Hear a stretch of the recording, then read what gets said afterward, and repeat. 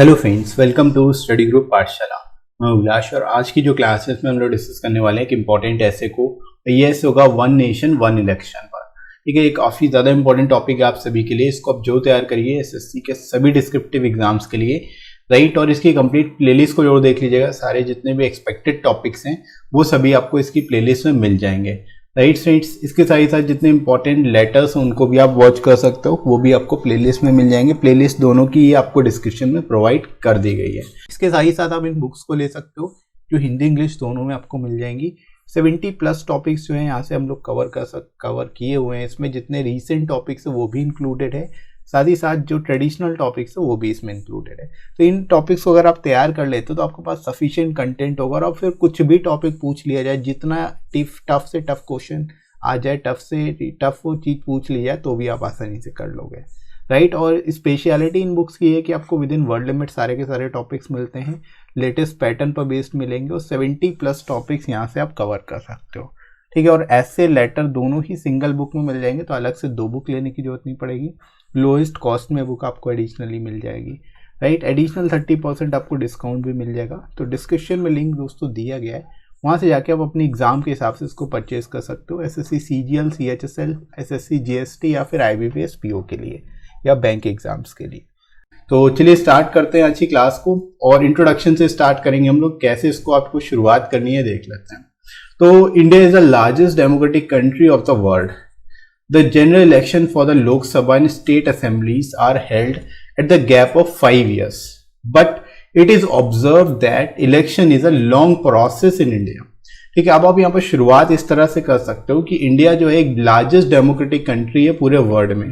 ठीक है, हालांकि पॉपुलेशन से अगर आप कंपेयर कराओगे तो लार्जेस्ट कंट्रीज जो है वो आपकी चाइना होगी, लेकिन वो डेमोक्रेटिक कंट्री नहीं है। इस वजह से लार्जेस्ट जो डेमोक्रेटिक कंट्री है वो इंडिया ही है, राइट। तो इस तरह से आप लिख सकते हो कि इंडिया जो है लार्जेस्ट डेमोक्रेटिक कंट्री है पूरे वर्ल्ड में।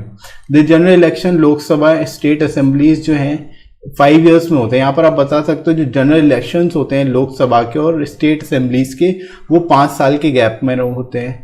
लेकिन ऐसा देखा गया है, ऑब्जर्व किया गया है कि इलेक्शन जो है बहुत ही लॉन्ग प्रोसेस है इंडिया में। ठीक है, क्योंकि इसमें टाइम, मनी और एनर्जी बहुत ज़्यादा वेस्ट होती है और बार बार चुनाव होते हैं, तो उसके कारण काफ़ी ज़्यादा जो है यहाँ पर हेक्टिक हो जाता है। बेसिकली जो यहाँ पर पैसा भी खर्च होता है, टाइम भी बहुत ज़्यादा वेस्ट होता है इलेक्शन के कारण, right. Government spends a lot money, time and energy on the conduct of different elections. That is the reason that the government is thinking about one nation one election system in India.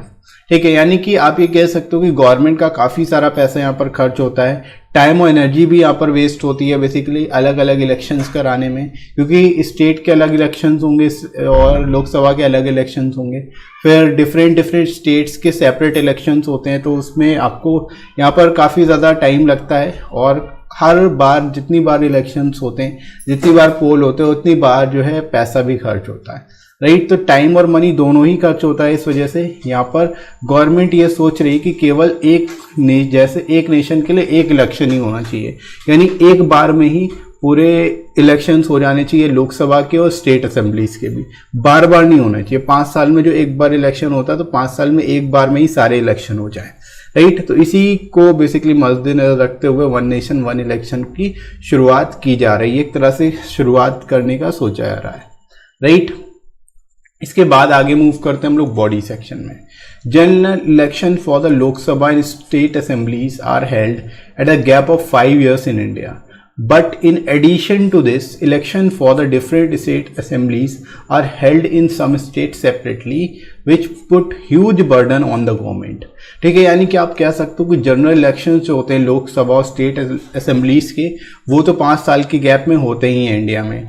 लेकिन इसके अलावा जो different state assemblies के elections होते हैं अलग अलग, जो सेपरेटली होते हैं, वो बेसिकली वो जो है काफ़ी ह्यूज बर्डन गवर्नमेंट पर डालते हैं, गवर्नमेंट फंड पे काफ़ी ह्यूज बर्डन डालते हैं। ठीक है, क्योंकि इसमें पैसा भी खर्च होता है और टाइम भी वेस्ट होता है, राइट। तो यहाँ पर आप बता सकते हो जो डिफ़िकल्टीज फेस करनी पड़ रही है, उसकी वजह से ही वन नेशन वन इलेक्शन की अप्रोच जो है सामने आई है, right friends. Now the government wants to go for just one election in the whole country in the gap of 5 years। ठीक है, यानी कि अभी जो है हमारी गवर्नमेंट ये सोच रही है, इस तरह से बेसिकली विचार कर रही है कि एक ही इलेक्शन होना चाहिए पूरी कंट्री में। ठीक है, और 5 years में, जो 5 साल के गैप में इलेक्शन होता है वो एक बार में ही होना चाहिए, वन इलेक्शन में ही सारा हो जाना चाहिए। Right, the concept of one nation one election can help in reducing the poll expenses, party expenses etcetera. अब आप ये भी कह सकते हो कि जो कॉन्सेप्ट है वन नेशन वन इलेक्शन का, एक तरह से जो पोल एक्सपेंसेस हैं और पार्टी एक्सपेंसेस हैं और अदर इसी से एसोसिएटेड एक्सपेंसेस हैं, उनको कम करने में काफ़ी हेल्प करेगा, काफ़ी ज़्यादा मदद मिलेगी। ठीक है, जो एक तरह से आप कह सकते हो जो ह्यूज अमाउंट वेस्ट हो जाता है इलेक्शंस कराने में, इलेक्शन कंडक्ट कराने में, वो पैसा बच सकेगा। एक तरह से जो हमारे टैक्स पेयर्स हैं, जो हमारे सिटीजन्स हैं, उनका जो पैसा है वो बच सकेगा। राइट, तो इस तरह से यहाँ पर आप इस कॉन्सेप्ट को बता सकते हो, इसके फायदे बता सकते हो। राइट, आगे मूव करते हैं बॉडी में ही। It will save public money, reduce burden on administrative setup and security forces, ensure timely implementation of the government policies and ensure that the administrative machinery engage in development activities। ठीक है, अब इसके बहुत सारे फायदे होंगे, आप यहाँ से डिटेल में बता सकते हो। ये सबसे पहले चीज कि जब वन नेशन वन इलेक्शन वाला कॉन्सेप्ट आ जाएगा, पूरी तरह से इम्प्लीमेंट होगा, तो उससे क्या है कि पब्लिक मनी जो है, पब्लिक पैसा जो है वो बचेगा। ठीक है, जो सरकारी पैसा है वो बचेगा। साथ ही साथ रिड्यूस बर्डन जो एडमिनिस्ट्रेटिव सेटअप पर जो कंडक्ट कराने के लिए, अलग अलग इलेक्शन को कराने के लिए जो एडमिनिस्ट्रेटिव सेटअप होता है वो भी एक तरह से उस पर बर्डन जो है वो भी रिड्यूस होगा, कम होगा। साथ ही साथ सिक्योरिटी फोर्सेस पर भी बर्डन जो है वो रिड्यूस होगा। इसके साथ ही साथ जो गवर्नमेंट पॉलिसीज है उनका टाइमली इम्प्लीमेंटेशन हो सकेगा।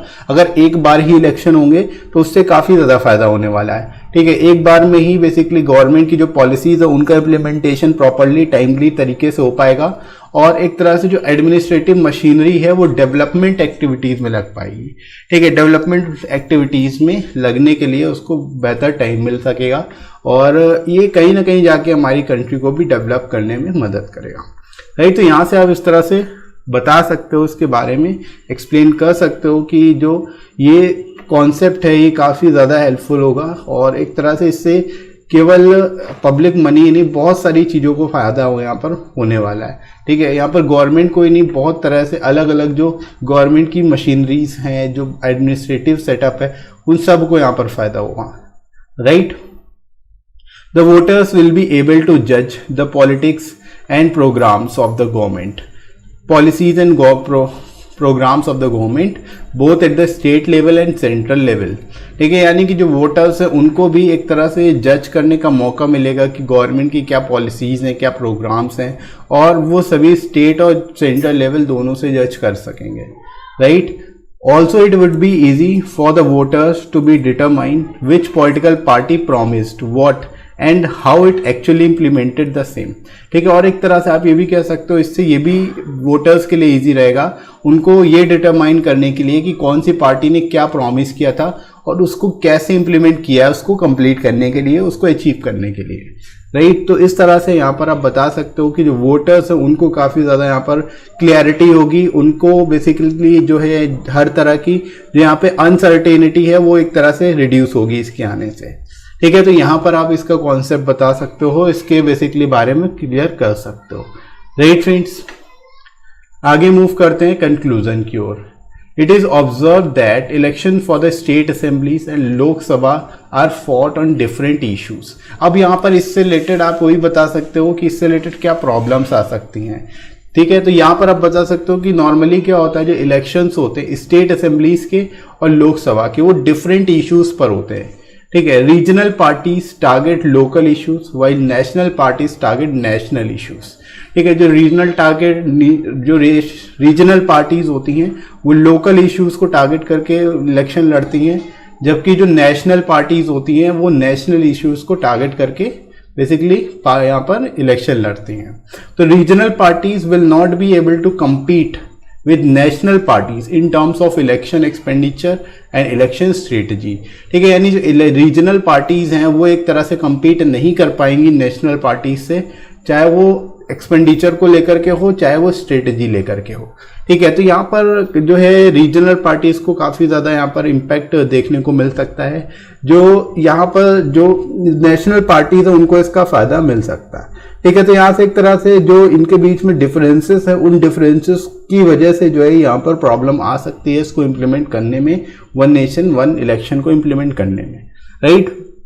तो यहाँ पर जो इसके ड्रॉबैक्स है वो भी आप बता सकते हो, उससे क्या बेसिकली नुकसान होगा रीजनल पार्टीज को, राइट फ्रेंड्स। आगे देखते हैं, there need to be a consensus on whether the country need one nation one election और नॉट। ठीक है, यानी कि एक तरह से पहले सबसे पहली चीज कॉन्सेंसस होने की जरूरत है, एक मत होने की जरूरत है कि वेदर हमारी कंट्री में वन नेशन वन इलेक्शन की जरूरत है या नहीं। ठीक है, all political parties should at least cooperate in debating this issue. ठीक है, यानी कि सभी पॉलिटिकल पार्टीज को डिबेट करना चाहिए इस इशू पर, उस कोऑपरेट करना चाहिए, राइट।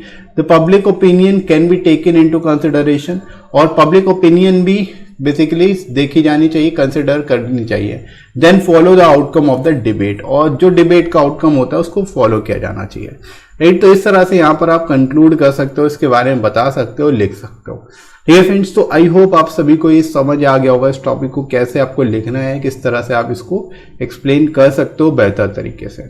इसी तरह से आप बाकी की प्लेलिस्ट देख लेना, यहाँ पर ये हिंदी इंग्लिश और लेटर की प्लेलिस्ट आप लोग देख सकते हो। ये सारे ही टॉपिक्स मैं ऑलरेडी करा रहा हूँ आपको रेगुलर बेसिस पे, तो इनको आप देखिए। एप्लीकेशन और प्रेसिक्स की भी प्लेलिस्ट बनी हुई है, उसको भी आप देख सकते हो। तो सभी का लिंक आपको डिस्क्रिप्शन में मिल जाएगा, और प्लेलिस्ट सेक्शन से जाकर भी आप इनको वॉच कर सकते हो, राइट फ्रेंड्स। तो आई होप आज का वीडियो आप सभी को काफ़ी अच्छा लगा होगा, और ये वीडियो कैसा लगा कमेंट करके जरूर बताइएगा।